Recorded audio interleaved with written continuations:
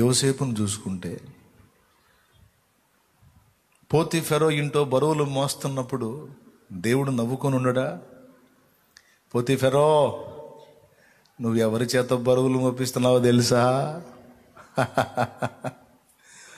మీ అందరి రాజైన ఫరో నెత్తిన కూర్చునేవాడితో నువ్వు నెత్తిన బరువు పెట్టి మోపిస్తున్నావురా. చూడు, దేవదూతలు వచ్చి, దేవా ఇది ఎలాగూ జరుగును? ఈ బానిస ఫరోకే ఫరో ఎలా అవుతాడు? చూడండి, ఈ కార్యమును దేవదూతలు తొంగి చూడగోరుచున్నారు. ఈ బానిస అబ్బాయి, ఏమీ తెలియని అజ్ఞాని అబ్బాయి అసలు ఫరోకి ఫరో ఎలా అవుతాడు? ఈ మాట ఎందుకు అన్నాడు? ఇది ఎలాగూ జరుగును? ఇది కూడా దేవదూతలు తొంగి చూడగోరి ఉంటారు, చూసి ఉంటారు. చివరికి మలుపులన్నీ తిరిగి, ఆ కథ చిత్రమైన మలుపులు తిరిగి, స్తోత్రం, యోసేపు ఆ సింహాసనం ఎక్కినప్పుడు దేవదూతలు ఏం చేసి ఉంటారు దేవుని ముందు? సైన్యములకు అధిపతి యగు దేవా, నీ కార్యములు ఎంత గంభీరములు తండ్రి, నీవెంత ఆశ్చర్యకరుడు ఉన్నాయన్న. విచిత్రమైన మలుపులు తిప్పి నీ దాసుని అక్కడికి చేర్చావే. ఏ భక్తుని గురించి చెప్పినా ఇది ఎలాగూ జరిగిన ఆశ్చర్యమేగా. కానీ జరిగినప్పుడు దేవునికి మహిమ. కానీ ఇది నిజం. ఇలా జరిగిద్దా, ఇలాంటి సంభాషణ జరిగిద్దంటే దానికి రిఫరెన్స్ ఉంది. అహబు జీవితాన్ని గురించి పరలోకంలో సంభాషణ జరిగినప్పుడు దేవదూతలు ఉన్నారు. ఏబును గురించి పరలోకంలో సంభాషణ జరిగినప్పుడు దేవదూతలందరూ ఉన్నారు. భూమి మీద భక్తులు వారి జీవితాలను గురించి పరలోకంలో సంభాషణ జరుగుతుంది. భూలోకములో నీ గురించే సంభాషణ జరుగుతుంది. అంతే. అసలు నీ దృష్టికి నువ్వు ఒక విలువ లేని వ్యక్తివి. నీవు నా అనుకున్న వారి దృష్టికి కూడా నువ్వు అంత గుర్తింపదగిన వ్యక్తివి కాదు. కానీ నీ విషయమై పెద్ద సంభాషణ జరుగుతుంది అక్కడ. ఇది నమ్మగలవా నువ్వు? ఇది నమ్మగలవా? నీ గురించి హాట్ టాపిక్ అక్కడ. ఎవరికన్నా నా గురించి ఎవరన్నా, అరే నిజం నేను చెప్పేది. ఇక్కడ నువ్వు స్త్రీవా పురుషుడివా, నీ ఏజ్ ఎంత, ఇవన్నీ కాదు. దేవుని ద్వారా నిర్మించబడ్డ వ్యక్తులలో నువ్వు ఉన్నావు. నువ్వంటూ ఉనికిలోకి వచ్చింది ఆయన వల్లనే. గనుక ఎంతమందిని ఆయన తన ద్వారా ఉనికిలోకి తెచ్చుకున్నాడో వాళ్ళందరి విషయాలు, వాళ్ళందరి సంగతులు దేవునికి ప్రాముఖ్యమే.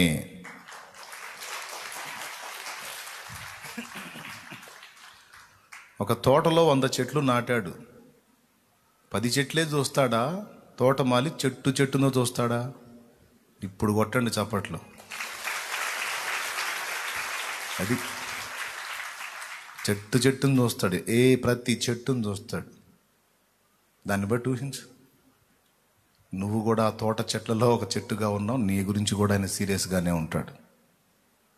నీ గురించి కూడా సీరియస్గానే ఆలోచిస్తాడు ఆయన. సంభాషణ ఉంటుంది.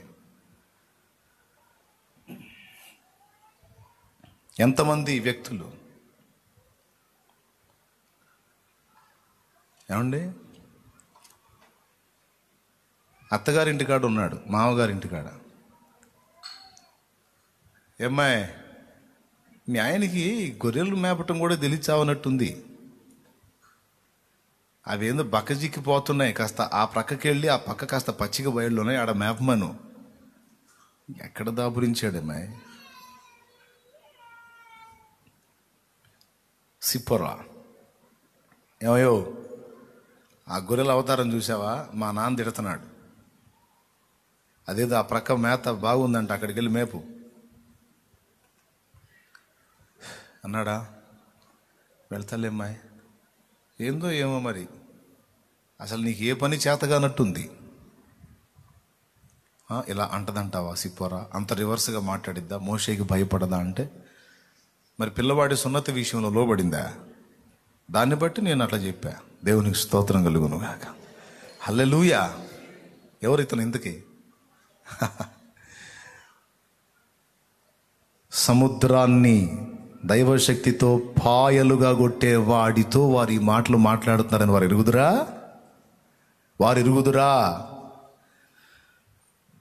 అప్పట్లో అగ్రరాజ్యం టాప్ 1లో ఉన్న ఈజిప్టు రాజైన ఫరో గుండెల్ని గడగడ వణికించేటువంటి వీరుణ్ణి వాళ్ళు తేలిక చేసి మాట్లాడతారని వారు ఎరుగుదురా. ఇత్రోకి తెలుసా? సిప్పోరాకి తెలుసా? అత్తగారి ఇంటికాడికి వచ్చి బతుకుతుంటే విలువలు ఉంటాయా? ఒకసారి చెప్పండి, అనుభవం కలిగిన వాళ్ళు చెప్పండి. అత్తగారి ఇంటికాడికి వచ్చి జీవితం మొదలు పెడితే విలువలు ఉంటాయా? తల్లిదండ్రుల దగ్గరికి వాళ్ళ దగ్గరికి పోతేనేమో పోయావు కదరా పెద్ద ఆడదానిలాగా, ఆడదానమ్మడి పడి పోయావుగా వెధవా, పో చావు అక్కడే అంటారు వీళ్ళు. అక్కడికి పోతేనేమో దద్దమ్మాయి వచ్చి మా పంచన బతుకుతున్నాడు, మా నీడను బతుకుతున్నాడు, చేతగాని వెధవా. భార్యను తీసుకెళ్ళి మగరాయుడిలాగా బ్రతికించడం చేత కాదు దద్దమ్మకి, మా నీడను బతుకుతున్నాడు. బాగున్నప్పుడు అనకపోయినా కాస్త ఏదైనా క్లాషెస్ వచ్చినప్పుడు తప్పకుండా అంటారా? కాబట్టి ఇప్పుడు మోషేని సన్మానించి ఉంటారా, కాస్త తిరస్కరించి ఉంటారా? నాకేమీ చేత కాదు, నోటి మాంద్యం గలవాడిని, నేను ఇలాగని ఎందుకు తన్ను గూర్చి తాను చెప్పుకున్నాడు? నోటి మాంద్యం గలవాడను అని తన్ను గూర్చి తాను ఎందుకు చెప్పుకున్నాడు? అంటే దేవుణ్ణి ఒప్పించడానికి, లేకపోతే వెళ్ళటం ఇష్టం లేక ఏదో మనం అనుకుంటాం. అఫ్కోర్స్ అయి ఉండొచ్చు, అవన్నీ వేరే సంగతులు. తన స్థితిని గురించి ఎవరో మోషేని ఎద్దేవా చేశారు. తన మాటల్ని గురించి ఎవరో మోషేని తేలికగా మాట్లాడారు. తన మాటల్ని గురించి తన ఇంటివారో బయటివారో మొత్తానికి నీ మాటలంతా ఫ్రీగా రావట్లేదు, కొంచెం నాలుక మాంద్యం అయినట్టుంది, కాస్త నోటి మాంద్యం వచ్చినట్టుంది, నీకు స్పష్టంగా అర్థం కావట్లేదు ఎవరో అన్నారు. అదొక బాధగా ఉంది ఆయన హృదయంలో. అందుకే కొంతమంది అన్న మాటని గుండెల్లో పెట్టుకొని నేను ఇలా అంట కదా, నా మాటలు ఎదుటోడికి అర్థంగా ఉంటాయి కదా, నాకు మాట చేత కాదు కదా అంటే ఎవరు చెప్పారు నీకు అని దేవుడు కూడా అనలా. నీకు నోటి మాంద్యమేం లేదు, నువ్వు బాగానే మాట్లాడతావు అనలా దేవుడు. నరునికి నోరిచ్చిన వాడెవడు అని చెప్పి, సరే నువ్వు అలా అంటే నీ అన్నయ్య అహరోను లేడా? అహరోను వాడుకుంటాను, నువ్వు అతనికి చెప్పాలి, ఏదైనా ఉంటే అతను మిగిలిన వాళ్ళతో మాట్లాడతాడు అని చెప్పాడు. అంటే తనకున్న నోటి మాంద్యం మరి ఏ కారణాన్ని బట్టి వచ్చిందో తెలియదు, దాన్ని బట్టి తృణీకరించి ఉండవచ్చు, తృణీకరింపబడి ఉండవచ్చు. కానీ వారు ఆయన నోటి మాటలలో స్పష్టత మిస్ అయిన కారణం చేత ఆయన్ని తృణీకరిస్తున్నప్పుడు, ఎగతాళిగా మాట్లాడుతున్నప్పుడు, హేళన చేస్తున్నప్పుడు, దేవుని ప్రజలకు లక్షలాది మందికి నాయకుడైన వాడిని వాళ్ళు అలా మాట్లాడుతున్నారని వారు ఎరుగుదురా. కానీ దేవుడు ఎరుగును. ఎవరు ఎరుగును? దేవుడు ఎరుగును. ఆయన నవ్వుకున్నాడు, రే రే రే మరీ అంత తేలిగ్గా మాట్లాడకండిరా, మరీ నా బిడ్డను అంత తృణీకరించకండిరా, మరీ నా బిడ్డను అంత తీసేయకండిరా. ఎందుకంటే మనుషులన్నా ఆయన అనడుగా, మనుషులు ఒకవేళ తృణీకరించి అవమానంగా మాట్లాడి ఆయన మాట్లాడగా ఏమనుకుంటాడు? ఆయన రకరకాల హేతువుల్ని బట్టి ఏమీ చేత కాదు, ఆ గొర్రెలకు వెళ్తున్నావు, కనీసం అదన్నా సరిగా చెయ్యి. భార్యలు తృణీకరించరా భర్తల్ని? సగం సగం ఉంటారు, తేలిగ్గా మాట్లాడే భార్యలు ఉంటారు భర్తల్ని. ఒకవేళ అలాగా మోషే భార్య అయిన సిప్పోరా మోషేని మాట్లాడి ఉంటే దేవుడు ఏమనుకుని ఉంటాడు? అమ్మా సిప్పోరా, మరీ అంత దారుణంగా మాట్లాడొద్దులేమ్మా, ఎంత మీ పంచనొచ్చి ఉంటే మాత్రం నా దాసుడమ్మా, ఇశ్రాయేలు రక్షణ కొరకు నేను ఏర్పరుచుకున్న రక్షకుడు నా మోషే, కారణ జన్ముడో, స్పెషల్గా రెడీ చేసుకున్న పాత్ర. మరి అంత తేలిగ్గా మాట్లాడకమ్మా అని ఉంటాడు. దేవదూతలు అడుగుంటారు, ఏంటి ఏంటి తండ్రి, ఏంటి నువ్వు మాట్లాడేది, ఇది నిజమా? ఇతడు సముద్రాన్ని పాయలు చేసేంత భక్తిపరుడా? ఇతని కొరకు నువ్వు అంత కార్యాలు చేయబోతున్నావా? ఇతడు అంతటి భక్తిపరుడై, అంతటి వీరుడై, ఫరో గుండెల్ని వణికించి ప్రజలందరినీ బానిసలుగా ఉన్నటువంటి ఆ స్థితి నుంచి బయటికి తెస్తాడా? జరుగుతుంది. ఈ కార్యమును దేవదూతలు తొంగి చూడగోరిది. దేవునికి స్తోత్రం కలుగును గాక. ఇది ఎలాగూ జరుగును అని కనిపెట్టడం, జరిగినాక స్తోత్రాలు చెప్పటం.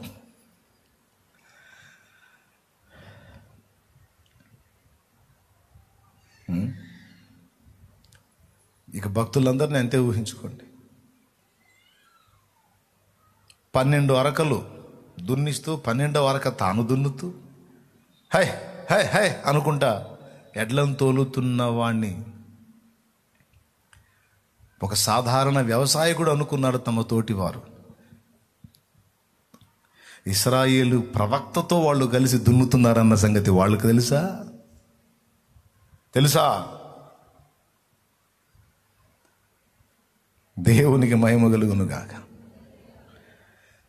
బోడివాడ ఎక్కిపోము అని పిల్లలు మాట్లాడుతుంటే పెద్దోళ్ళు సుతారం చూశారు. ఇశ్రాయేలుకు దేవుడు నియమించిన అగ్ని వంటి ప్రవక్తతో వాళ్ళు గేలి చేస్తున్నారు, ఎగతాళి చేస్తున్నారు సంగతి వారు ఇరుగుదురా.